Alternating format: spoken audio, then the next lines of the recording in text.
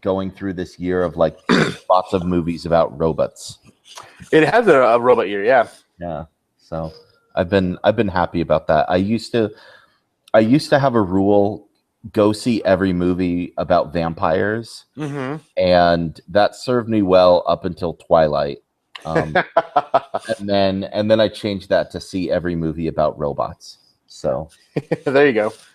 All right, let's see here. Ooh.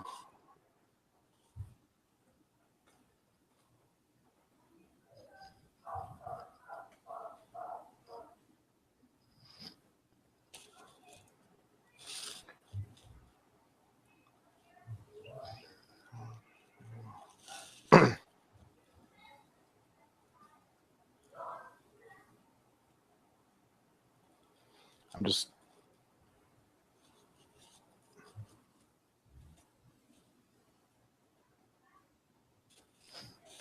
all right. I got my top 5 then. So awesome. Okay. Ready whenever you are. I am ready. Let's go. Oh, burping. Pizza for lunch, Bill. Yep. All right, everyone. Welcome to the newest episode of the Bored as Hell podcast. I'm Adam McDonald with Big Shiny Robot. And I am Andy Wilson, aka Citizen Bot from Big Shiny Robot. And we are here this week to discuss actually about four movies with you. First up is Max, which I did not get a chance to see, but I know you saw it. So what I know it's about the dog with PTSD, but that's about all I know. Yeah, that's basically everything you have to know about this movie. It is a mess. And the real problem is this movie doesn't really know what it wants to be. There's part of it, the very beginning centers on Robbie Amell playing the dog's handler. Who is Robbie the Amell, brother of Stephen Amell, correct? Stephen Amell from Arrow, and yeah. he's also been on The Flash, and he's going to be on the upcoming Legends of Tomorrow show. So possibly a familiar face to geeks, and he actually does a really good job as Max's handler. And they're in Afghanistan, and Max is helping them track down weapons and keeping them safe. And then there's an ambush, and Robbie Amell is killed. And Max has doggy PTSD and goes home with the body of his fallen handler and is left to be taken care of by his handler's family. With Dad played by Thomas Hayden Church, and Mom played by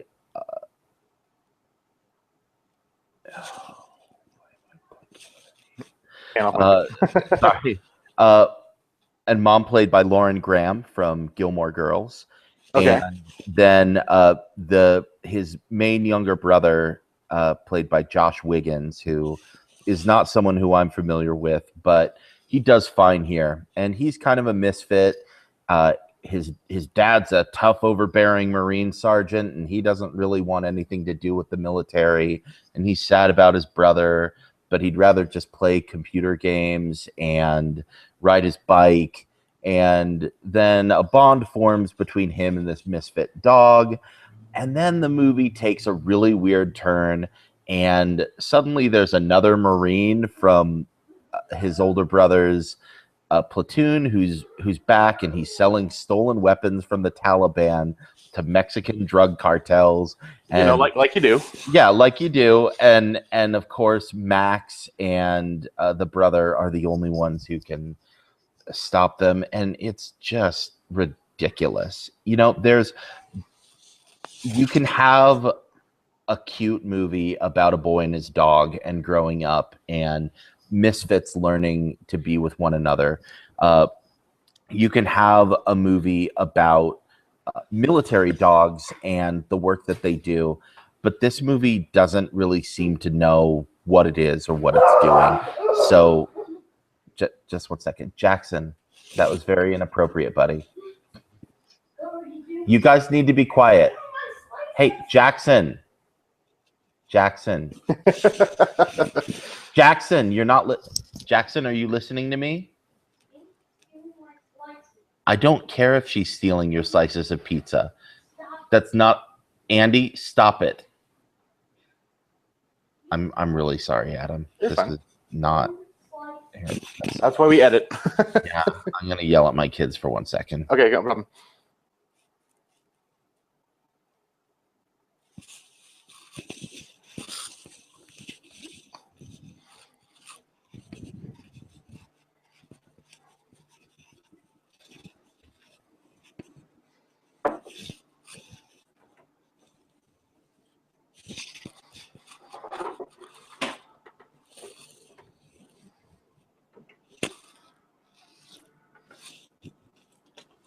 Kids are wonderful. They never ever listen to you.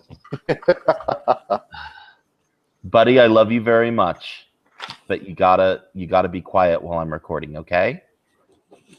Okay. She's stealing my pizza slice. Okay. So this movie just devolves into a mess, and it can't decide what it is or what it wants to be.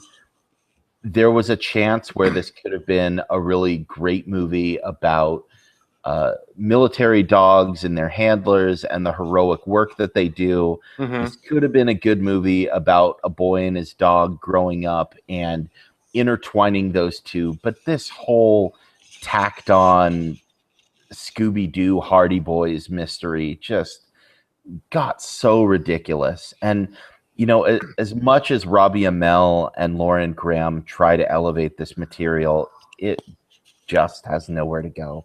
It almost sounds like a bad after-school special on PBS. It really was. And there's a lot of very heavy-handed after-school special type messages in here, and it just doesn't work. And Thomas Hayden Church just is incredibly wooden. I don't know whether he's phoning it in or if he just is confused about what to do with this script, because there's not a lot there. So yeah, I was not impressed. 2.5 out of 10. Oh wow, that's I know some of the other critics up here have been lambasting it or dreading going to the screen to see it, but wow, that's not good at all.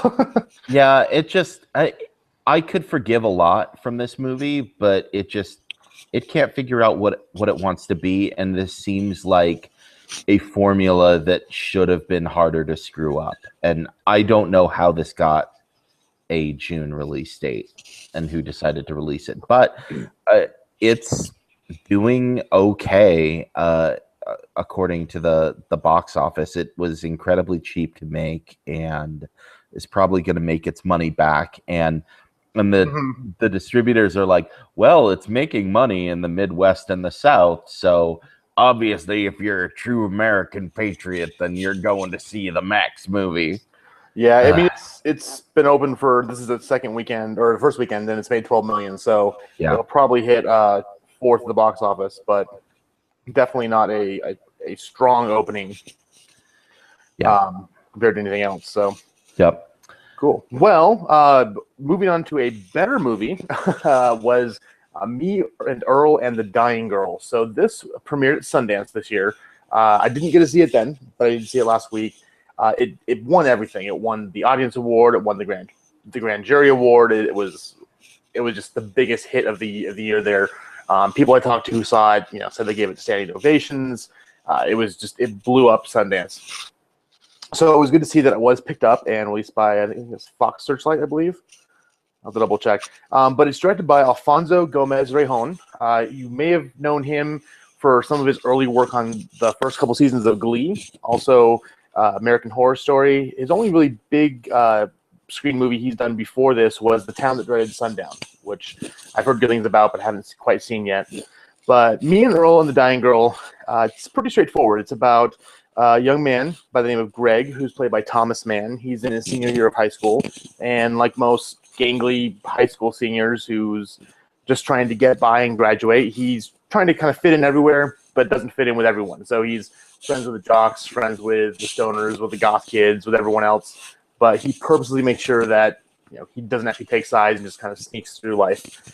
His best friend Earl, who's played by R.J. Seiler, and him both are huge film nuts. They've been watching films since they were kids, and what they like to do is take these movies and recreate them themselves and make really crappy fan films.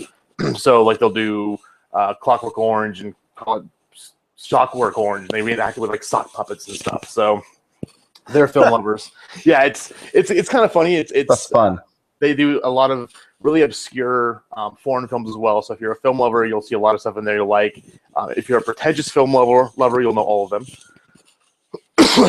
One day, though, his mom approaches him, who's played by Connie Britton, and tells him that one of his classmates, Rachel, who's played by Olivia Cooke, who is absolutely fantastic in this role, is that she has come down with cancer. And it's leukemia. The prognosis isn't good. And to basically be a nice person, he should go hang out with her. So he goes over, hangs out for a little bit, and reluctantly at first, but as they get to know each other more and more, and she goes through chemotherapy and really starts to face this disease, they become really good friends. And it's really refreshing to see in this movie that they don't become, it's not A Fault in Our Stars. It's not, oh, big, huge love story and blah, blah, blah, this and that. It's kind of like Fault in Our Stars meets the humor of maybe Scott Pilgrim. Because it's very, they specifically say many times, this is not a lovey-dovey romance, this and that. And so it was really, really cool to see that. But as, Rachel gets sicker and sicker, Greg and Earl decide they're going to make a fan film for her because she loves their movies they've done.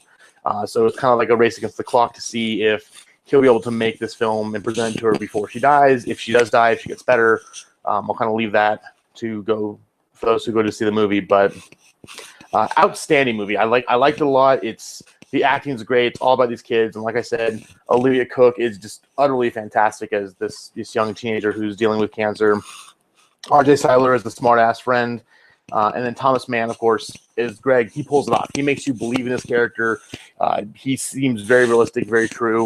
But yeah, overall, well acted, well scripted. Great movie. It does get a little bit pretentious as far as with like the film stuff. You definitely feel it's a Sundance movie. It was released for that kind of audience, and that does shine through a bit. But in no way does it really detract from the experience. It's a great movie, so highly recommend it. 8 out of 10. A movie about movies doing well with a movie crowd. Exactly. Although the real problem I see with this movie and Paper Towns and Me, Earl and the Dying Girl, and Me and Fault in Our Stars, we really need a new genre name for these kind of tearjerker, teen dramedy something. Like there were the Brat Pack movies from the 80s. We need to have like a subgenre of like movies that'll make you cry that are for people who are like teenagers now. Yeah, and I think this. I don't even know if I would say this is. I mean, it's a PG-13 movie, so the target audience definitely is that teenage group. But I don't see it as appealing just to teenagers. It's definitely something that everyone can go enjoy. Just as someone who appreciates film and sees what they do with the movies they make and just the fun they're having with it, really stands out. Without it's a little bit pretentious sometimes, but not horribly. But yeah, definitely, it's again Fault in Our Stars. It's that kind of genre film that obviously teen girls will go love, and like I said, I think everyone else should go see this and like it too. Final rating? Final rating 8 out of 10. Very good. So a bit of a step up from Max. Yeah. Also a step up from Max was another movie that I was able to see this week called The Overnight, which also played at Sundance. The Overnight stars Adam Scott from Parks and Recreation and Taylor Schilling and Jason Schwartzman from all of your favorite indie movies. Everything. This movie starts off with, this is an adult movie. They were talking about this on the radio the other day, where it's the naked movie. Yeah, it is very naked, and there's lots of fake dog. Yeah, I was trying to think of a classy way to say that, but yeah. Just got to come out and say it. Fake dong. Prosthetic penises. So yes, this is a fairly fun movie, and it starts off with a scene of Adam Scott and Taylor Schilling having marital coitus, only to be very much interrupted by their young son. Like as is the case in most marriages, it seems. So there's a lot in here about the dysfunction of marriage and the and how you deal with sex and sexuality. But later on that day, as they're out at the park, they've just moved from Seattle to Los Angeles and are looking to make friends and looking for their son to make friends. Their son hits it off with another kid in the park, and his dad, Jason Schwartzman, comes over and starts talking to them. They kind of hit it off, invite them over for a pizza night, and so the kids can have a play date.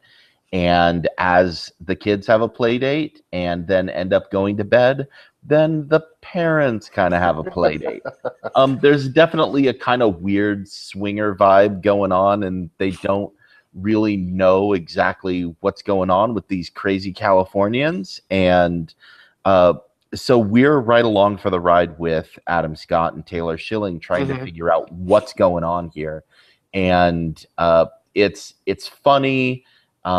It's very sexual. It's very interesting. And there's a lot to be explored here about the nature of just, sex and marriage and bisexuality, and pushes a lot of boundaries. And there's a lot of fake wieners in this movie too. So, if you want to see fake wieners on Adam Scott and Jason Schwartzman, this is your movie. Otherwise, I feel like this is kind of a niche movie for certain people who might enjoy it. But overall, I gave it a 6 out of 10. It's definitely enjoyable. I enjoyed it. It was funny. It's that kind of awkward humor. Where it's not a lot of jokes, but it's like, oh, that's awkward. Okay, so kind of where you're embarrassed for the people. Exactly. For them, yeah. Yeah. So although there are some jokes, and of course, someone like Adam Scott is able to pull that off, who's able to do that understated humor very well. And and I should mention that the executive producers on this are the Duplass brothers. So that whole genre of mumblecore that they have kind of invented and reinvented. If you're a fan of that, this is right up your alley. Cool. So, again, like you said, very, very niche movie. Genre fans only apply. Otherwise, probably just wait for DVD or Blu-ray. Yeah, absolutely. All right. Well, the last movie we want to talk about is the big release for this week. Ted 2. The foul-mouthed teddy bear is back. Ted 2 is created by, obviously, Seth MacFarlane, who is famous from Family Guy. And in this outing, it takes place a few years after the end of the first movie. Ted's got married. John, played by Mark Wahlberg, has gotten divorced. And Ted decides he wants to, with his bride, adopt a child, because obviously he can't make a child. He's a teddy bear. Well, as he files for his adoption papers, they find out that because he's a teddy bear, he technically isn't a person, so he doesn't have any rights. So the story then proceeds with the court case where they hire old Bug Eyes, Amanda Seyfried herself, and as their pro bono lawyer to start this trial and make the case that Ted is indeed a human being and should be allowed the same rights as everyone else. Unfortunately for them, Donnie, Giovanni Ribisi from the first movie, is back, and he's working for Hasbro, and cooks up an evil plan with one of the board members, or the CEO of Hasbro, was never really said, I don't think. No. To, again, kidnap Ted and try to find out what makes him alive, and then therefore generate 1 million Teds for kids across the world, and everyone becomes billionaires. So that's pretty much the plot in a nutshell. I mean, this movie doesn't really exist to have a plot. It's more just to kind of get the jokes from point A to point B. Now, I have no clue what you thought about this movie because we didn't even talk about it first. No. So why don't you take the lead and then I'll kind of follow up from there. I think that this movie kind of collapses under the weight of its own plot. That the string of jokes are very funny, and if you're a fan of Seth MacFarlane's humor, you're going to enjoy it. That being said, I am a self-professed fan of Seth MacFarlane. He's recycling a lot of his own material in this movie.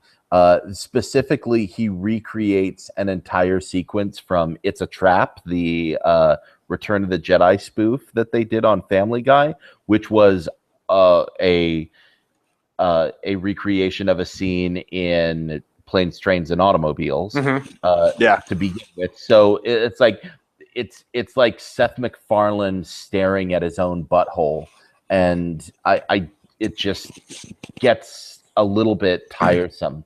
That being said, there's a ton of geek humor in this and a lot of real geeky Easter eggs. You mentioned he goes in to adopt, and I don't know if you noticed this, who the adoption agent was who they spoke with. I don't remember. No, I remember. Obviously, I saw them, but yeah, it was Nana Visitor who played Kira Nerys on Deep Space Nine. Oh, okay. So I'm like, hey, that's baby Kira. And it's like, of course, she looks a little different, but I was like, I know that voice. And Michael Dorn shows up, and Patrick Warburton shows up. Yeah. Well, spoiler alert. That was like my favorite joke in the entire movie when they end up at Comic-Con at the end. I won't spoil the rest of it, but there's some fun there. And of course, because it's Seth MacFarlane, there are lavish musical numbers. So I wanted to really like this movie, but they try and go into this whole area of exploring, like, does Ted have a soul? Is Ted a person? And those courtroom scenes were just dumb.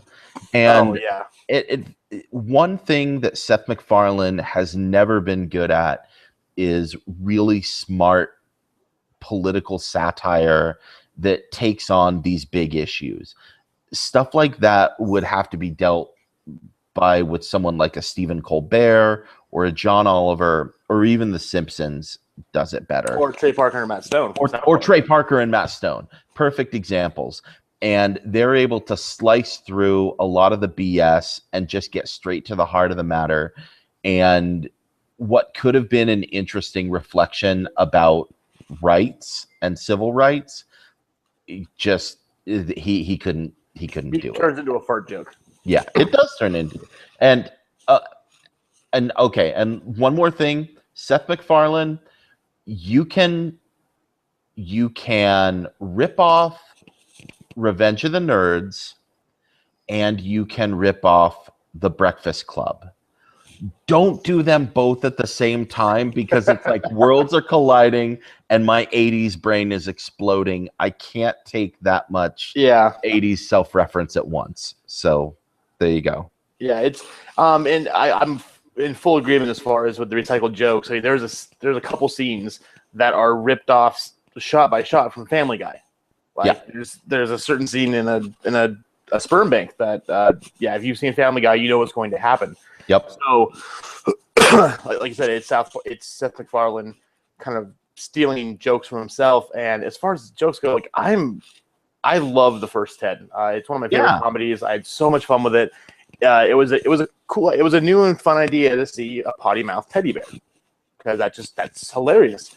I didn't find this movie funny at all. I laughed maybe 3 times. I counted. I wanted to like it because it is just more of the same. I mean, if you like Ted, you should like Ted too. And I think most people out there who did see the first one will have fun with this. But for whatever reason, I didn't find it funny. I thought the jokes fell flat. They were recycled. Amanda Seyfried's fine, but she really bugged me in this one. Mark Wahlberg can cuss a lot, and they all make a bunch of pot jokes. It nothing worked for me.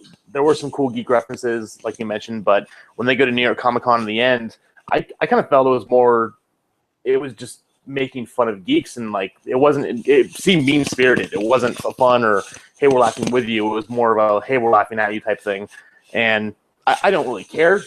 But I'm not offended by any means because I don't get offended at anything. But it Family Guy, the way Family Guy does too, it has a tendency to take some jokes and go from and push them into that mean-spirited kind of snide, just it takes it too far sometimes. And I don't mean that the humor goes too far, but it takes to a point where it's just not funny because you're being stupid. You're being an ass, and it's moved past comedy. And I think a lot of this movie does that. So I was not a fan. That being said, I think a lot of people will like it, but it wasn't for me. Yeah, that's kind of I just felt like kind of middling. I liked the first movie, but I ended up right down the middle, 5 out of 10. And see, I'm only giving it a 3. I was Really? not a fan.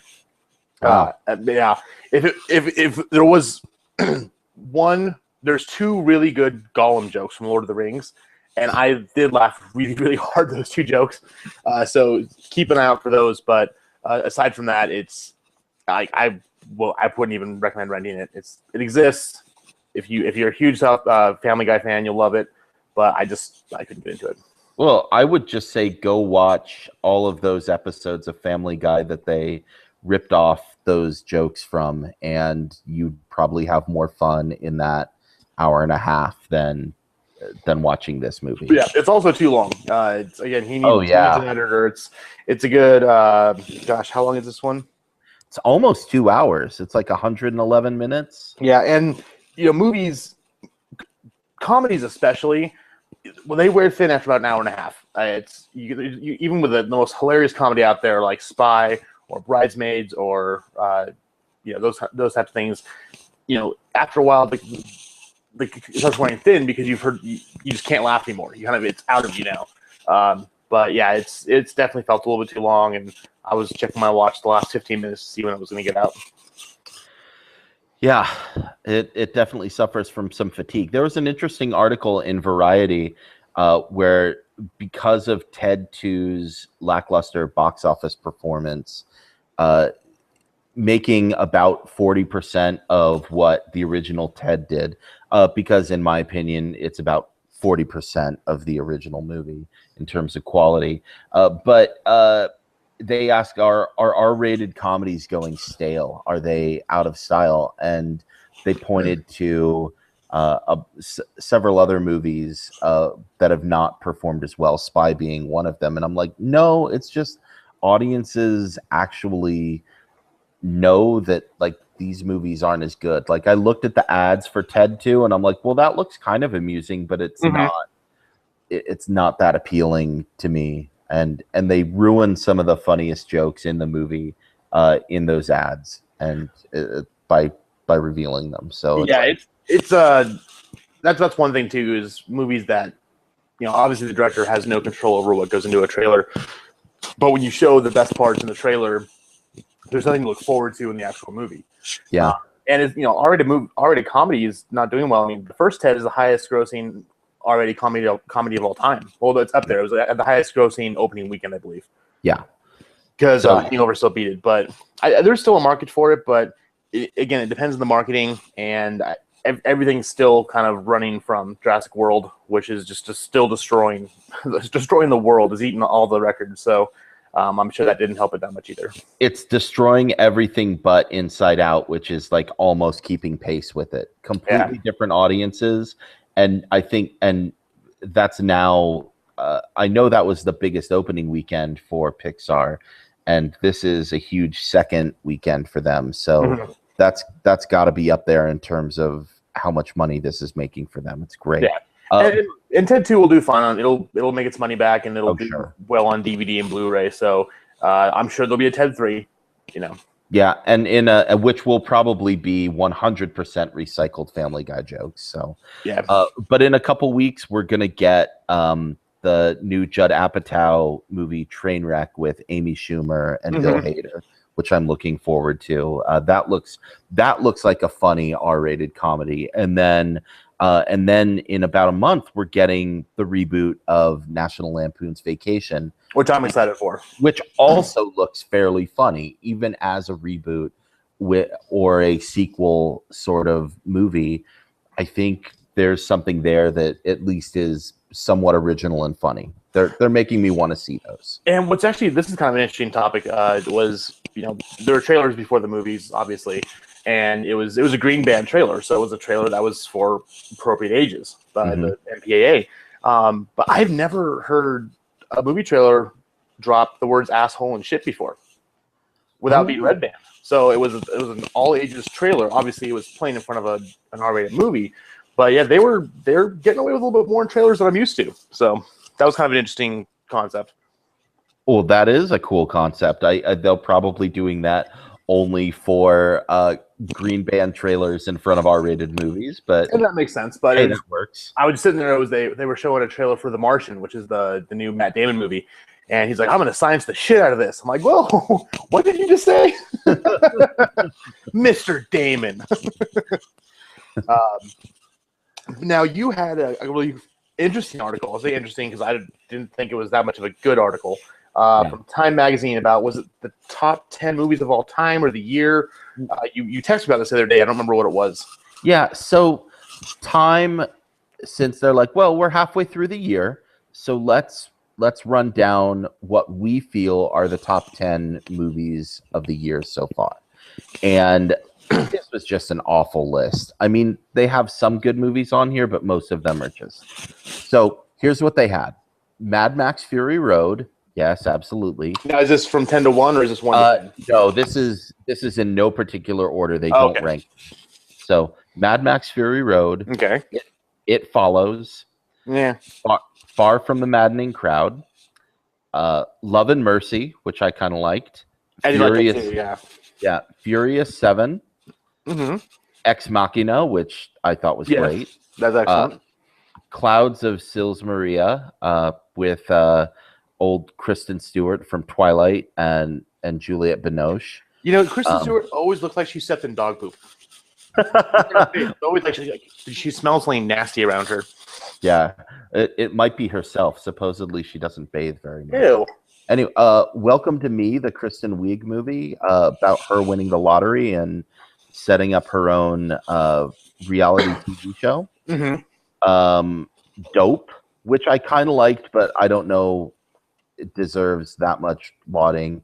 Me and Earl and the Dying Girl, which was good. So yeah, we just talked about, and then this, The Boy Next Door, with J-Lo movie. What the hell? In love with her teenage neighbor, who this is the God honest truth. He gives her a quote unquote first edition of the Iliad because he knows she loves Homer and Greek poetry. Oh my God. One of the stupidest movies I've seen all year, and just I can't believe it. Anyway. Are they writing Time from Denver now? Because they had to have been high to come up with that list. I think so. So there's a couple of those that I thought were good. So I thought, we are halfway through the year. So let's run down quickly what we think are the top movies of the year so far. And essentially, I'm at the point where I'm like, we're halfway through the year, so probably only the top half of these would end up on any sort of year-end list. Mm-hmm. Do you want to go first, or do you want me to go first? I'll get it really fast. So I have a top 5, I guess you would say, just because there's been a lot of good movies, but these are the ones that really stuck out. And I'm sure I've forgotten some because I've seen so many movies this year. But do I think any of these have a chance at Oscar-winning stuff? I could see some for maybe best animated movie, best special effects, maybe some writing, but I don't know so much that we'll see them come around again for the big categories. But for me, number 5 was Chappie, Neil Blomkamp's third movie. I love his work. He's always done a great job. Chappie was just a lot of fun, had some really great ideas, and again, I'm in the minority, but I absolutely loved it. Number 4, Ex Machina. Great, I think, about artificial intelligence. It gave us a glimpse of, I think, the future. I could easily see in 10 years that's having robots or androids kind of like those in the movie. So love that one. Number 3 is Kingsman. Kingsman was fantastic. Yes. It's some of the most fun you'll have in a movie ever. Everyone I know has bought it, loved it. I've yet to find one person who didn't have fun with it. Great performances. It's funny. It's witty. It's over the top bloody. There's a great princess joke at the end. Yep. So everyone just loves it. Just if you haven't seen it, by all means, go out there right now. Just buy it. You'll thank me later. Yep. Number 2, Inside Out. Like we said last week, it's Pixar's return to form. Fantastic movie.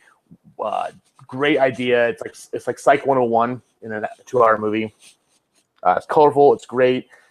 It's just amazing. I can't say enough good things about it. But my number 1 movie so far this year has to be Mad Max Fury Road. I've not had an experience like that in the theaters. I don't know if I've ever had an experience like that. After 2 hours of that movie, you walked out. My eyes hurt. I was tired. I couldn't sleep that night. I kept on thinking about it. Nothing's grabbed me so much and just by the throat and just took me for this amazing ride in a long, long time. So again, Mad Max, if you have to see it in theaters. It's definitely an experience you've got to see on the big screen. Go out there right now and see it if you haven't. Yeah, absolutely. And our top 5 is actually pretty similar. Oh, really? I also had as my number 1 Mad Max Fury Road. I can't say enough great things about that. 2, Inside Out, all the feels. And I forgot to mention when we reviewed this how much I am in love with Lava, the short that plays before that. And I can't get enough of that. As much as I love Inside Out, I love Lava even more. Really? Yeah. I downloaded that song and I play it, and it's like my chill out music to like make me feel better about the world. And see, I liked it, but I guess I didn't like it that much. I mean, it was cute. It was fun. I didn't think it was at the same level as, say, Feast, which is one of the most fantastic animated shorts that makes me cry every time I watch it. Yeah. It was fun, though. But, yeah, that's really interesting. I didn't know you liked it that much. Yeah, I really loved Lava. And then 3, Ex Machina. I also thought this had a lot to say about patriarchy and control and men and women and the future where we're going to have sex with robots. So, hey, they've already got a machine with VR for Oculus Rift. So, yeah. So here we go. And for Kingsman Secret Service, everything you said and more. It's just absolutely great. And then for 5, I had to tie 2 of them. Love and Mercy, which I talked about a couple weeks ago, the Brian Wilson movie, and Tomorrowland, which we also talked about a few weeks ago. So, yeah, love those. And that's the rest of my top 10: Cinderella, Dope, Spy, and Avengers: Age of Ultron. Yeah. And Tomorrowland it's right there with me with Chappie. It's kind of going back and forth. Yeah. Because, I mean, again, I think we're one of 4 people who like Tomorrowland based on box office results and critic scores. I think so. But yeah, it was a fantastic movie. I just actually got my Mondo poster in the mail yesterday, so I'm waiting to go get some a frame and put that up. But Nice. yeah, it's really funny how much our lists kind of match each other because we didn't plan that. We actually just first time I heard yours was just now in the air. So yeah, we didn't talk about this beforehand. So I just think we really need to find a movie that we disagree. Oh, you know what we disagree on? We're going to have a whole episode at some point where we argue about Interstellar. Oh yes, that'd be fun. Because I hated that and you loved it. That was in my top 5 last year. So yeah, and that was in my top 5 least favorite things from mine. Yes, well, hopefully soon we'll find something that we'll disagree on. And speaking of stuff soon, next week we've got Magic Mike XXL and Terminator Genesis, which takes the Terminator series, goes back in time and retcons it. So, oh my gosh, yeah, the king of the retcons. If you've seen these trailers, I'm really excited to see this tomorrow, and I just can't. I don't know if it's going to be a beautiful disaster or disastrously beautiful or what, but yeah. Bring it on. Yeah, I really, again, we talked about the best stuffs in the trailers of all the movies so far this year. This movie, Terminator Genesis, gives away huge plot points in the trailer, like huge plot twists and things that you shouldn't go in knowing. So I was kind of surprised how much they revealed, but Yeah. maybe there's more. I've kind of kept myself in the dark about this. I don't know. I've not really seen any early reviews, but we will be here to let you know. We will. And just as another, just FYI, keep an eye on Big Shiny Robot for ticket giveaways. We're having more and more of those. If you'd like to come see Amy, the new documentary about Amy Winehouse with me and Austin, we've got tickets on Big Shiny Robot to give away for that. Adam, you were giving away tickets for Terminator. I think they're probably out now. Do you have any others that are coming up? So we had Terminator this week, and then we'll be doing Selfless starting on Tuesday. That's the Ben Kingsley turns into Ryan Reynolds movie. So, yeah, whether or not that's going to be any good is anyone's guess, but you don't have to pay for it. You can come with us and see it for free. Yep, so definitely do that, and then you can tell all of your friends about how great it was or how awful it was. Yeah, and we'll also be posting links on our website and also our Facebook. Speaking of which, be sure to check us out on boredashellcast.com, also facebook.com/boredashellpodcast, and of course on Twitter @boredashellcast. That's going to do it for this week. Have a nice afternoon, and we'll talk to you later. Okay. Yeah. Again, we leave you from within the shadows of the everlasting hills. May peace be with you this day and always. Hail Satan, and have a lovely afternoon. I had to pull that up because I couldn't remember it from memory. And I'm like, which tab did I have that in? All right. Okay, cool. Well, thanks. And so are you going to play with this in GarageBand and all? Well, I could